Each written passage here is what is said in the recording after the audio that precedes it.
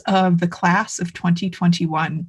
And if you haven't been to the show yet, make sure you sign up for an appointment. Kyle's going to drop a link in the chat so that you can click that and make an appointment to see all this amazing work. So let me advance.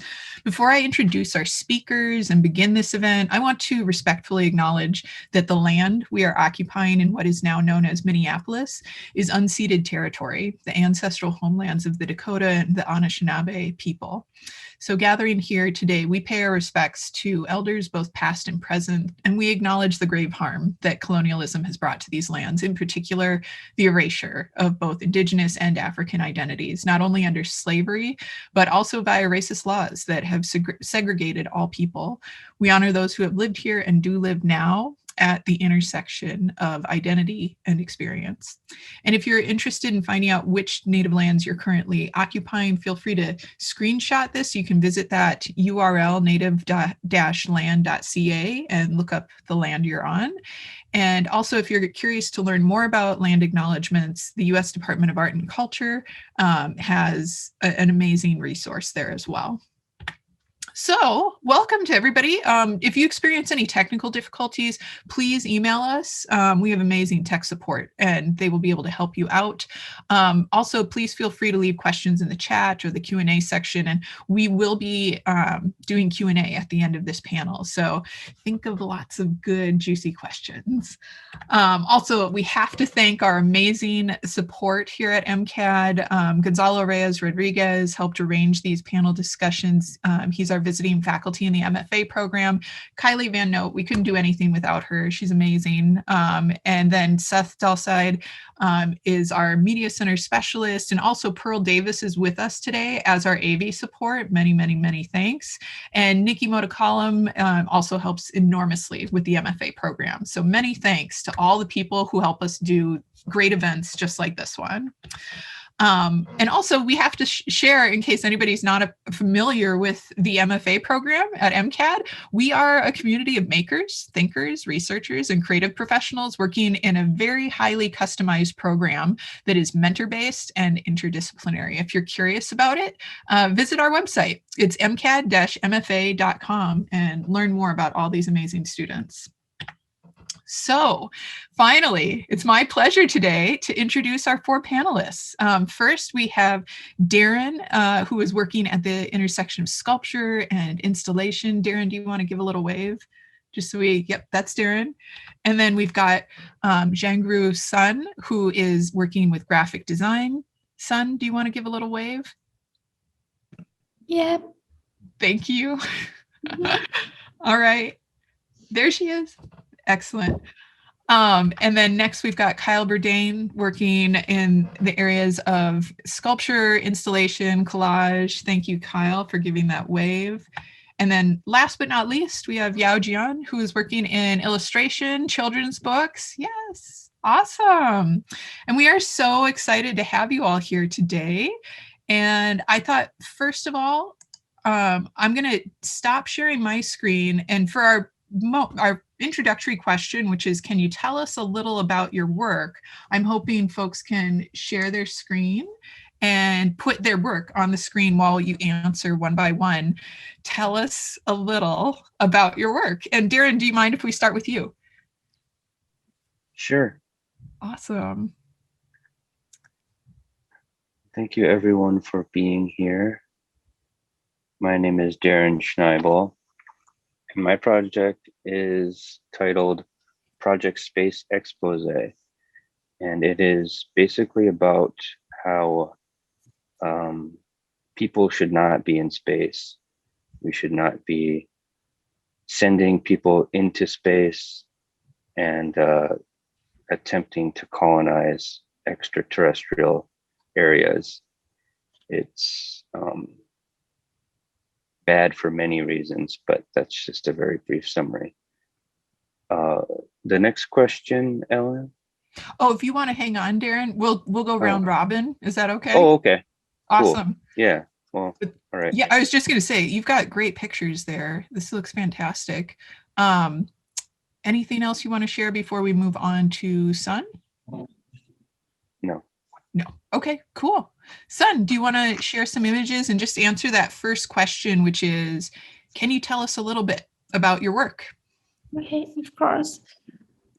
There we go. Hi, everyone. My name is Zhangruo Sun, and I'm doing graphic design and illustrations. So a lot of my works is visually, and my thesis work is from the design for children. I call it Google Barbershop. And I have done some logo design, some logo and some visual narrative language and illustrations, and how those illustrations applied in our real world, something like UI design, and children can order their favorite haircut from app. And those things is my illustrations, and this is how my work applied in our thesis exhibition. So, and I think that is all. Okay, that was great. Thanks, Sun. How about Kyle?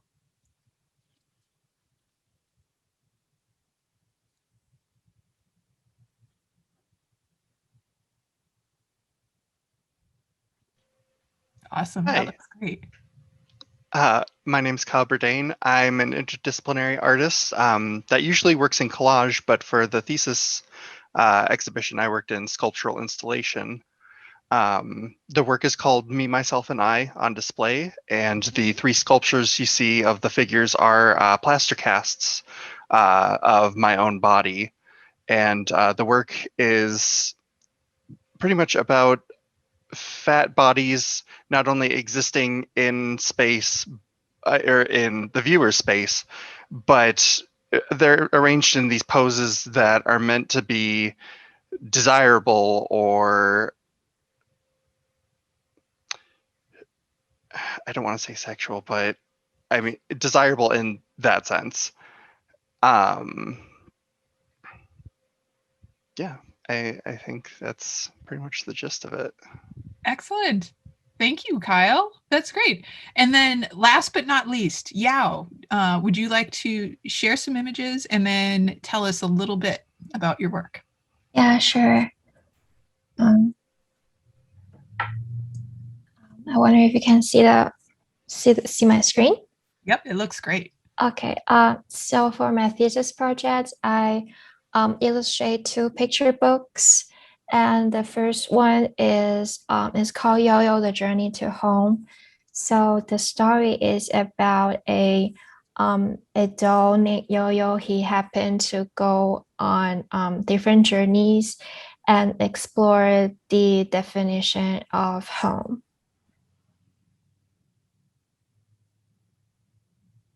And the second book is a wordless story. It's called Mr. Tears Go Away. This story speaks to all the people who need comfort, and Mr. Tears Go Away. His job is to comfort people when they need, when they feel sad, and he hugged them and absorbed all the tears into his body. But at the end, he also finds his comfort back home. So the 2 stories, they all has relation to the topic of home. That's it. That's great. Thank you so much, Yao. And I wonder if we want to go in reverse order for the second question and maybe start with Yao and can you tell us a little bit, how do you see your work connecting to the current moment? Oh, I think it has really big connection. So when when the pandemic happened, I got a lot of chance to stay at home. And so during this period of time, I thought a lot about home and family and friend and love. And so it comes just very naturally that I work on this topic. I think that's how I speak to the current situation. Thank you. And Yao, if you want to put any links in the chat so people can further explore your work online, that would be great. Yeah, sure. And then let's go to Kyle. How do you see your work connecting to this current moment? I see it connecting because since spending about 2.5 semesters online learning in front of screens, and that's just kind of become our daily lives, I had an overwhelming urge to make something that was very physical, both in presence and material, and also something that needed to be seen in person. So that's how I think my work connects to the current moment. And have you received feedback? Is your intention working? Yes, especially in the thesis committee meeting. I think it was Gretchen Gasterling Gustafson who said like there's an actual like physical energy in these sculptures, and there's a presence there. So I think it's successful. Thanks. And then same, Kyle, if you want to put any links in the chat so people can further explore. And then how about Sun? How do you see your work connecting with this current moment we're living in?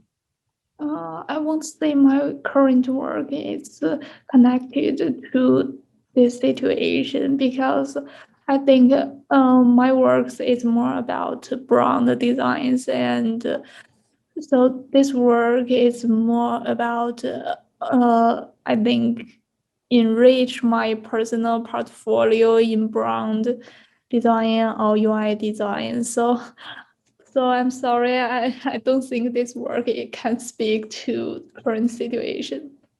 I have some ideas of how it could connect to the current moment, but maybe we'll save those for the Q&A, okay? Yeah. And then Sun, same thing. If you have any links that you'd like to share with the audience, go ahead and put those in the chat. Okay. And last but not least, Darren, do you want to talk? I think you touched on it in your intro, but maybe do you want to elaborate on how you see your work connecting with our current moment? Yeah. I think space exploration is in the news increasingly over even just the last couple months, with the Perseverance rover landing on Mars and SpaceX being awarded the contract from NASA to land Americans on the moon. So it's relevant in that these events are sort of picking up in pace, and but there's no real justification for any of that activity. Like it doesn't help. It's about nationalism essentially. And all the while the climate crisis is becoming more and more harmful to every human on Earth, and it's relevant because we should be investing those billions of dollars we spend on going into space on people here on this planet. Thank Here's you. some links. Oh yeah, thank you. Perfect. And then I wonder, building on that, Darren, do you have a particular audience in mind that you're aiming for or hoping to connect with? Well, I think it's relevant to all American taxpayers, in that this technology is largely funded by the federal government, and but I guess mostly people who are just kind of interested in science fiction or space or the history behind where our history of being in space. Absolutely. And do you distinguish at all between sending machines to space or sending people to space, or do you have thoughts? I think learning about our place in the universe and how we got here and everything, I think is important in that. and exploring space can give us some answers that we have to the questions we have. But we can do that with probes and robots and remote control equipment. In fact, many of our discoveries have been made with that equipment. Humans in space haven't really done anything that's important to science. So it's just this weird thing that people justify, like saying, oh, we're naturally exploring animals, and like it's important for humans to be a multi-planetary species. They're meaningless things that justify unethical behavior. Thank you. So yeah, send the Perseverance rover to Mars, but don't send it with a box that tries to make oxygen. Like, you don't need to make oxygen on Mars. People are never going there. Send, like, I don't know, another little helicopter or something. I love it. Thanks, Darren. That's great. And then we'll go back the other direction. So Sun, who's your audience? Who are you reaching out to? Who's your work for?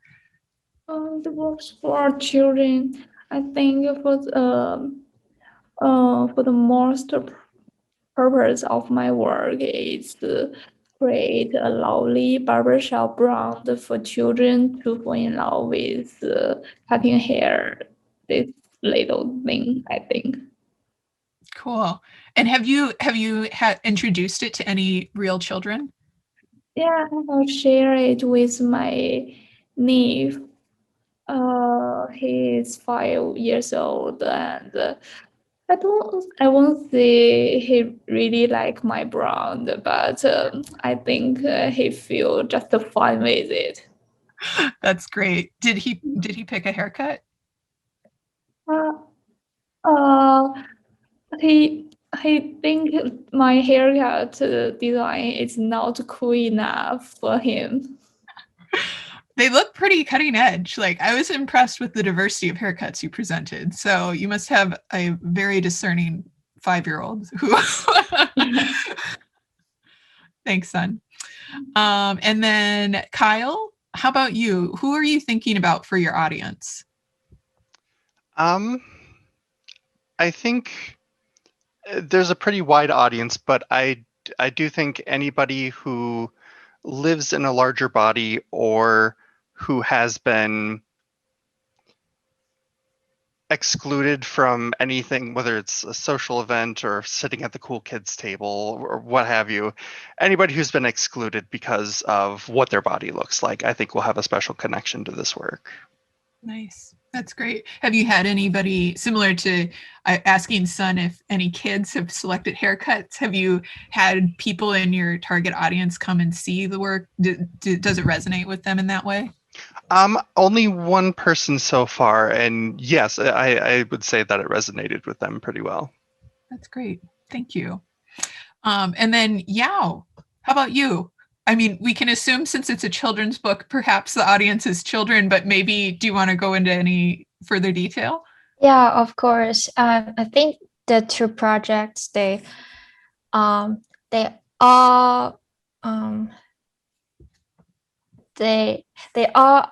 all picture books, so definitely my audience is children, but then I see a larger audience, a broad audience in them, and I also share my book to many adults, and I can see they are resonated with the story. So though the picture book, especially Yo-Yo, it is designed for children, but I think all age group can read the book. And the second project, the Mr. Tears Go Away, I think that is, compared to my first project, this book is a little more personal, a little more emotional. So though it is not like completely designed for children, I think it can be shared to a broader audience than Yo-Yo. Yeah, definitely. I see that connection. I found that they resonated with myself as well. So, and I am not a child. No, we're all child. That's true. We can be all child. Fair point. Absolutely. And then I'll spin it around, and Yao, can you tell us at all about what's next for you? What's on the horizon? Oh, sure. I would definitely keep working on children's book, but I also have interest in working editorial or advertisement illustration. Just a lot of possibilities that I need to explore. Exciting. I can't wait to see what you do. Thank you, Yao. Yeah, thank you. How about Kyle? I'm definitely not done with sculpture yet. I want to experiment a little bit more. And I think for the next project I have in mind with sculpture specifically is kind of fragmenting the body instead of focusing on the whole figure, just really zeroing in on a specific part of the body and highlighting it. Fantastic. I can't wait to see that as well. That's awesome. And then Sun, what is next for you? What are you up to? Up to for my work or other things. My next step for my work is to develop it, but I think maybe after graduation I don't have much time to develop it. But I will focus on some interaction with children. Some advice from my faculty advisor. They give me some advice on how to develop it, such something like create a game for children to choose a haircut, something like that. Nice. That sounds like a lot of fun. I hope that comes to fruition. Awesome. Thank you. Yeah. And how about Darren? What's up next for you? I'm just gonna relax. This experience wore me out in a way that I don't like. Normally I get sore and it takes you a week to recover or something, but it's been like weeks and I still feel sore and exhausted. So I just need to relax and rest. But my brother just bought a house in Duluth, so I'm gonna help him do some things there, probably paint some murals for him and stuff. So just relax and have a restful summer, hopefully. That sounds awesome. I hope it goes well. And the weather seems to be cooperating and aligning with this need for summer rest. So excellent. Well, great. Those were my prepared questions. And now I think we should open it up to the audience. If anyone has any questions, feel free. We've got this open in this community fashion here. If you want to just turn on your mic and ask, you can, or if you want to type it in the chat, I'd be happy to read questions out to everyone and pose questions either to all four people, or if you have a specific question for one person, go for it. We would love to hear from you all. We'll give a short pause to let people gather their thoughts and put things in the chat if they need to, or ask out loud. Either way works great.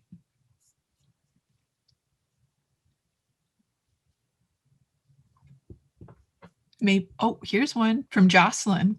This is for Kyle specifically. There is a stark difference between the bold colors of the fabric backdrops and flowers and the white of the body casts. Can you speak to this decision to keep the sculptures white in the presence of these highly saturated colors?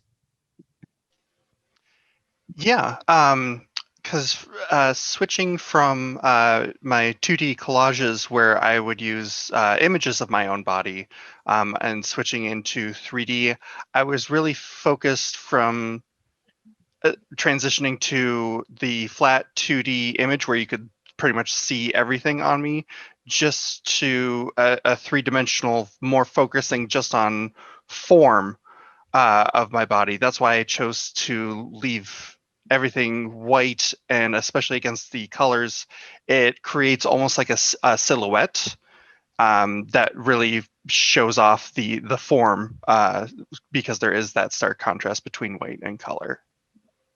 Awesome. Thank you, Kyle. Jocelyn, I don't know if that got to the root of it, but if you want to elaborate in the chat at all, feel free to keep asking. I see two more really great questions. This first one is from Aki, asking, curious what was the biggest learning being in the MFA program? And this sounds like a good one for everybody. So I wonder if we start with Yao this time and go back up towards Darren. Yao, do you have an answer about what was the biggest learning experience being in the MFA program? I think it's be confident. So when I first got here, I would say I have no confidence at all. I was very scared to show people my work. I was scared to talk about it. I just scared to share my work to the world. But then my two mentors, they helped me a lot. They helped me to gain confidence. And so even though I still think I'm not ready enough, but I already can bear to like talk to people, talk to other artists, and find the art community that I feel comfortable for. And also there is one more lesson is even though you feel like you're not ready, but still apply to art opportunities. That's what Alan taught me. Okay, I think that's it. That's so great, Yao. I'm glad that's what you took away. And I totally see your growth and confidence. Like you've come so far in your 2 years. It's pretty awesome. Thank you. How about Kyle? What was the biggest learning experience for you being in the program? I think mine was say yes to more things. Because I was a lot like Yao in my first year, where I was so focused on improving and what I was studying that it was like, oh, I can do all these opportunities that we're getting emails about and this and that. I can do next year in my second year when I'll be more ready. And then COVID happened, and then a lot of that stuff just kind of went poof. And so there's a little bit of regret that I didn't say yes more. Got it. Yeah, that's tough. I mean, hindsight is 2020. I think that happens to so many of us with different elements, both in grad school and out. So, but that's really insightful. Thanks for sharing that. How about Sun? What was the biggest learning experience for you over the course of the program? I think the biggest learning is have a little view of United States illustration industry, because my mentor is an illustrator and some of my friends graduate is illustrator too. So actually before I come there, I have no clue how these industries works. So when I be close to them, I know how it works and what the art director's requirements is. And right now I even get a job, but I still looking to how to become an illustrator. That's fantastic. Yeah, it's pretty excellent to be able to learn industry standards and things like that during your studies. So that's great to hear. Hi, Aki. I think that was one of Aki's kids. That's great. Darren, how about you? What was one of the biggest learning experiences from your time in the program? My biggest learning experience isn't exactly about art, but it does relate to it. Having a diverse class, the class of 2021, as well as the undergrads and the previous and class of 2022, I learned about how privileged I am being a straight white American male, and how I don't think about it a lot, but it's present constantly. And when people look at me and my art, it's present there as well. So it's something that I didn't really think about at all. I didn't think about the advantages that I have compared to other people. But I'm very glad to have learned And yeah, I think of that as like personally, my growth as a person, the biggest thing that's happened to me here. That's amazing. Thank you so much for sharing that too. That's such a vulnerable thing to share with a group of people, and that's fantastic that that's what you're able to take away from the MFA program. So, the next question we've got, Darren, do you mind if I come to you again? And we'll go in the reverse order. Yeah. Is from Diana, and she's asking, how did the past year of COVID and quarantine affect all your work? That's, yeah, I think it affected everybody. It affected me a lot in that, one, I couldn't do a lot of the stuff that I was doing before. I used facilities at the main MCAD building that were unreliable, like either not available at all, or timing didn't work out, and not being able to use the studio for a long time either, this space that I'm in right now. So that kind of made me realize that my plan had to be not to rely on those things. I had to be able to do everything like just on my own and not rely on any facilities or tools or equipment at the school, because I didn't know if that was gonna not be an option. So so like last spring, I kept trying to do what I had been doing before, and then I had to come up with plan B and everything. And even a little bit into the fall, I was still like hoping things would be back to normal, but obviously that didn't really happen. So I had to just make my plan B sort of my plan A.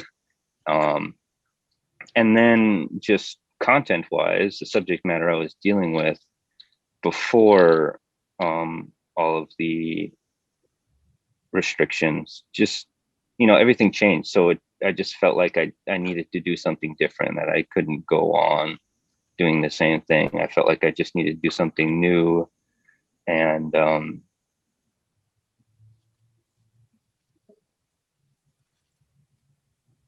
yeah, that's it.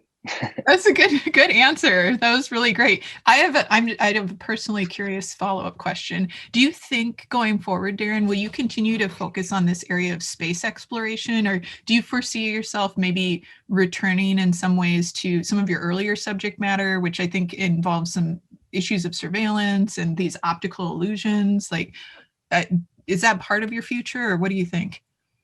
Yeah, I think, I've always been interested in space, and it kind of stems from my experience in the military, working with like military satellites and high-tech equipment. So I don't think that's just I will continue to be interested in that and to speak about current events associated with space, like this new race to land on the moon. It's basically going to be us and China trying to see who can land on the moon first. But yeah, and I do very much want to return to some of the older works that I dealt with, shaped canvases, different textures.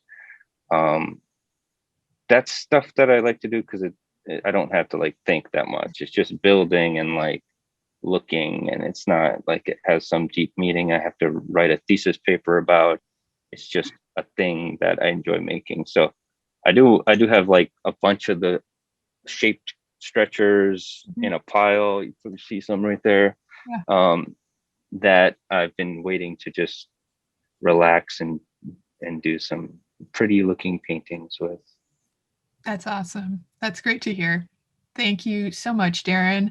I'm going to move on to Sun. Can you talk at all about how the past year and COVID and quarantine has affected your work?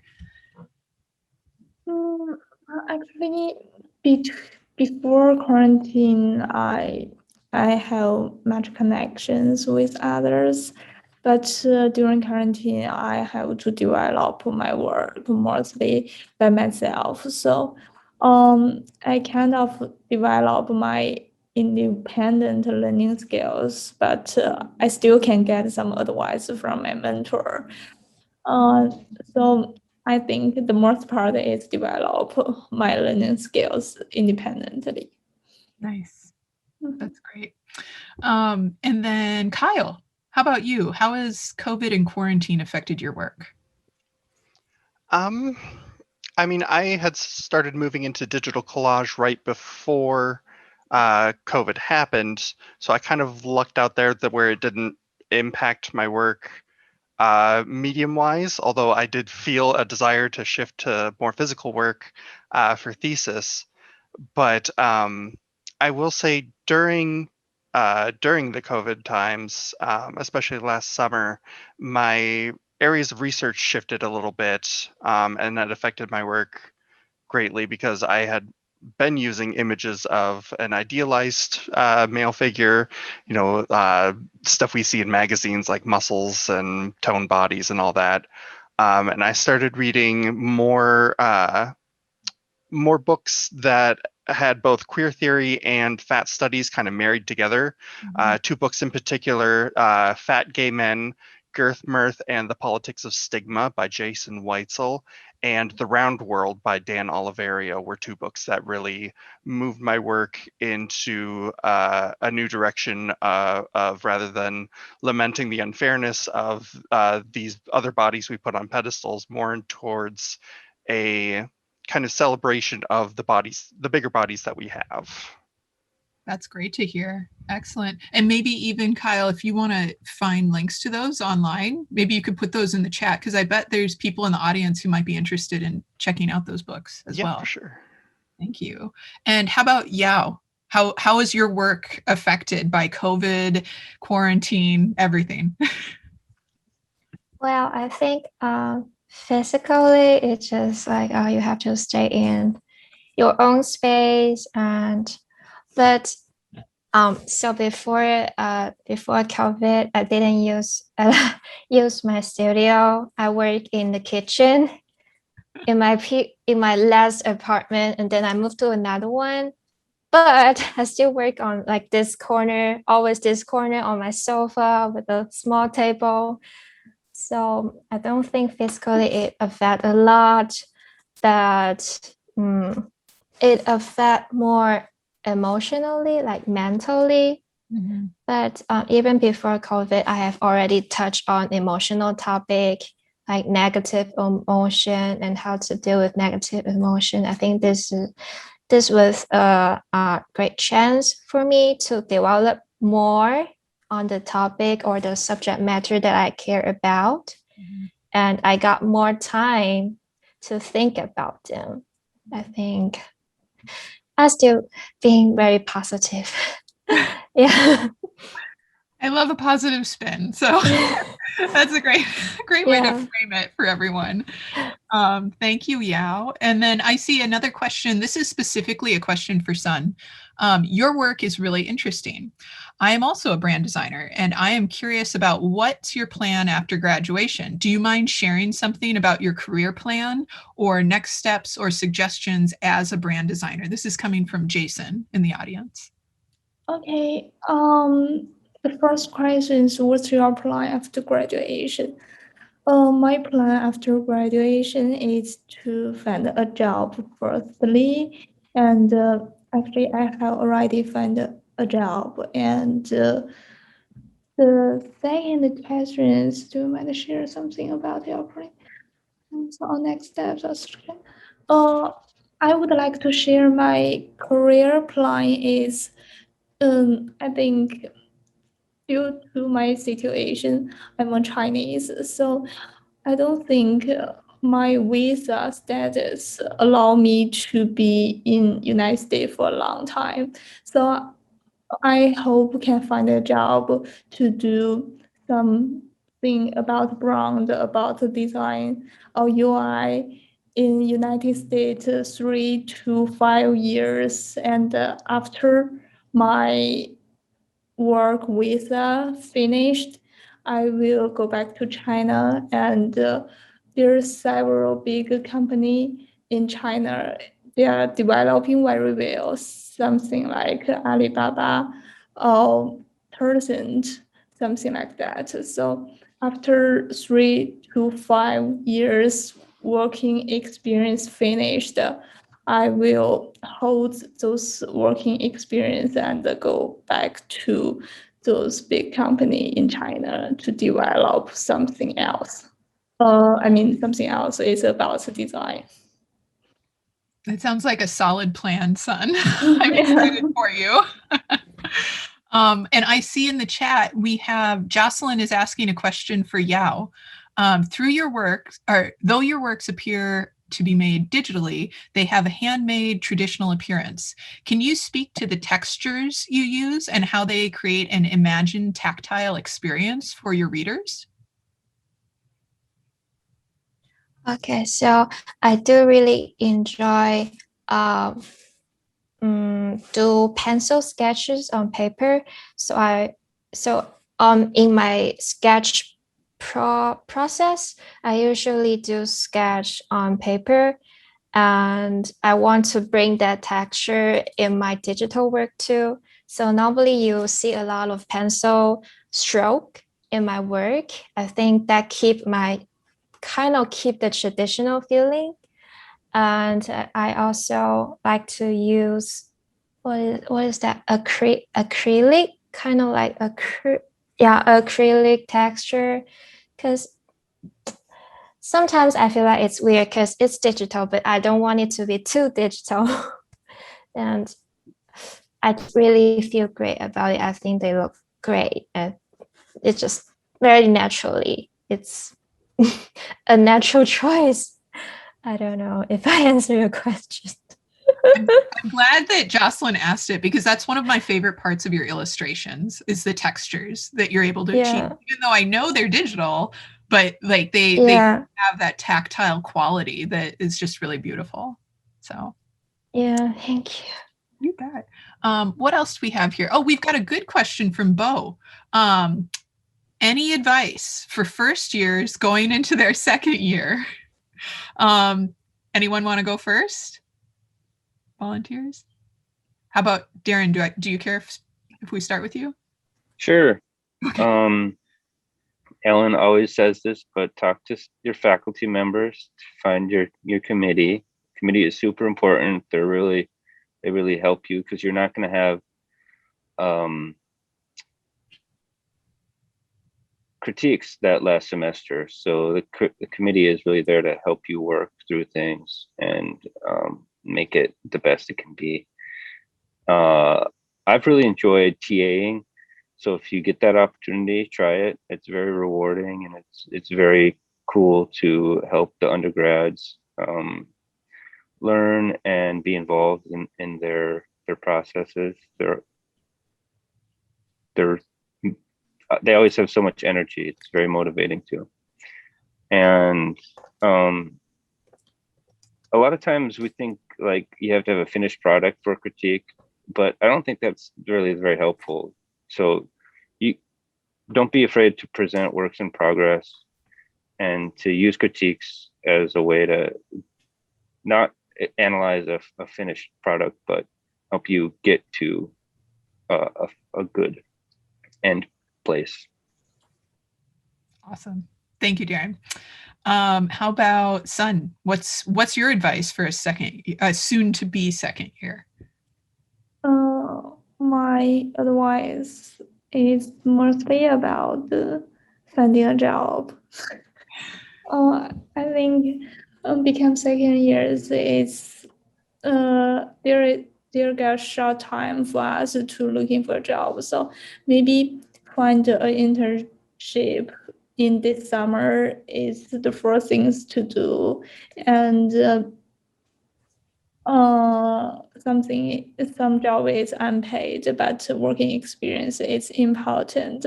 So my advice for the second year student, for the following second year students, if you want to find a job quickly and without much frustration, please do something right now. I love your urgency. That's a great motivator. Thank you, Sun. How about Kyle? What's your advice? Make a reading list for over the summer, especially because you have thesis coming up, and it I know it really helped me to have that reading list and do a lot of that research on a topic I knew my work was covering and that I wanted to dive into deeper. It's really handy to have all that research already out of the way going into the next semester, because I found that third semester you're doing a lot of the foundational work for your thesis, just pretty much writing it, but pretty much setting yourself up for that final semester. And I will say you're going to be doing a lot more homework and writing than you are making. It's going to be frustrating, but you got to get through it. You just got to push through. I love that motivational cheering at folks on. Thank you, Kyle. How about Yao? What's your advice for a soon-to-be second year? First, I really agree with Kyle. Just really make use of your summertime, whether it's the theory part or it's the technical part or it's the subject matter part. Just work on them so that you could be ready for your second year. And I know even if you think you were ready, but when you at that point you still think you're suffering. So just enjoy being suffering. we be all good. You'll be good. Thank you, Yao. It's pretty great advice. Hilarious advice, but good advice. And I see a new question in the chat. This is from Alondra, specifically for Darren. The sculpture hanging from the ceiling is complex and impressive. Can you speak about your building process? Yeah, thank you for the question. I'll share my screen. I'll share a picture of that. Awesome. Think about it. So it's a spacecraft. It's a satellite. And building it,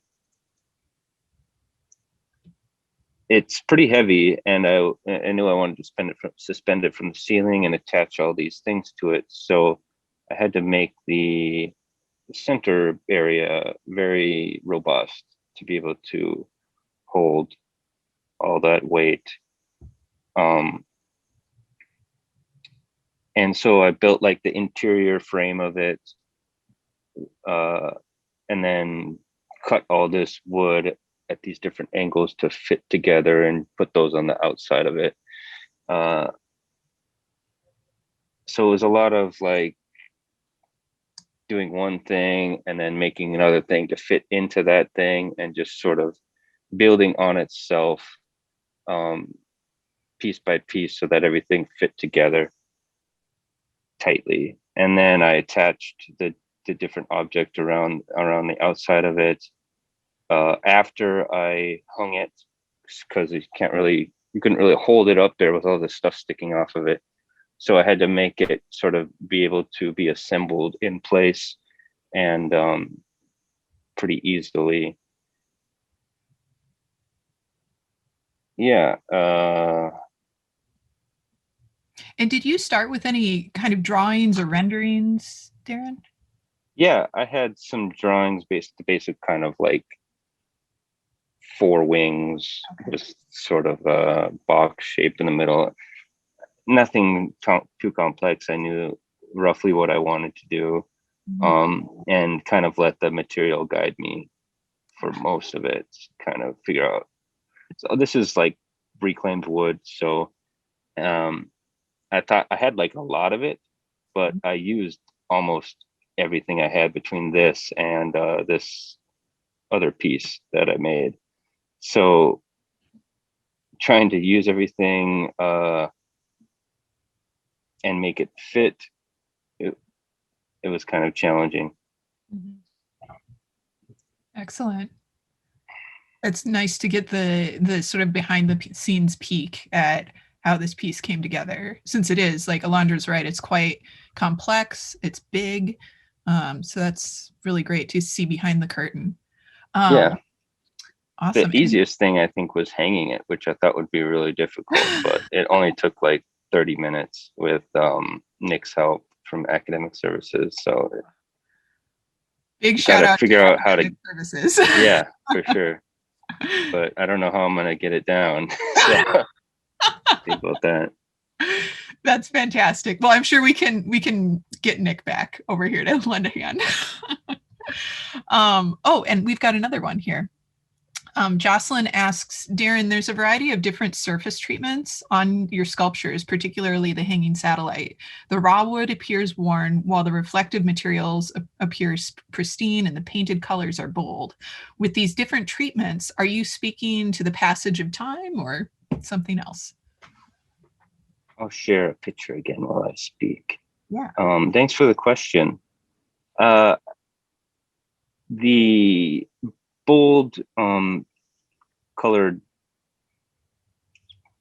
that you see on the bottom there, that's from some previous projects of mine. And this project was like a step in a very different direction.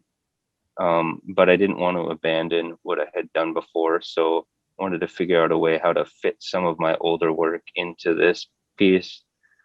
So that's kind of where that generated from. But no, I'm not really speaking about the passage of time. The reclaimed sort of aesthetic of this work refers to sort of a DIY approach, in that this is supposed to represent something that doesn't take specialized equipment or materials to create. This is something that is accessible to a lot of people. Fascinating. Thank you. No more questions for me. No more questions for Darren. That's great. Anyone else? We've got a couple minutes left. Last call for questions here. Alondra's got a question for Yao. Is your story inspired by yourself and your own story? Alondra says she sees a lot of yourself in it.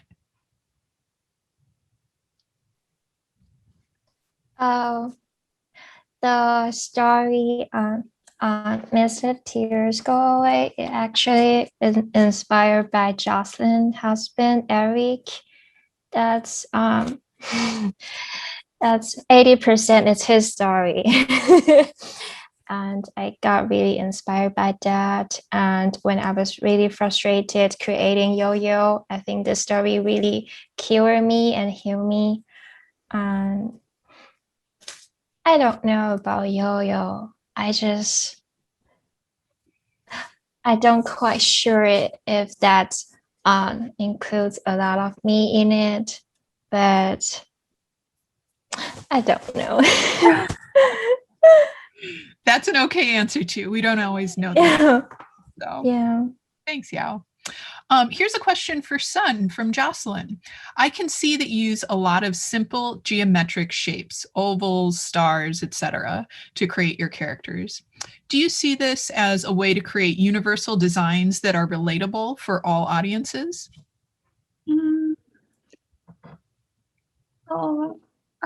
I won't say it is a universal way to relate our audience, because I think right now my works is in a personal way. So in a personal way, that means I can have a lot of audience for my work. So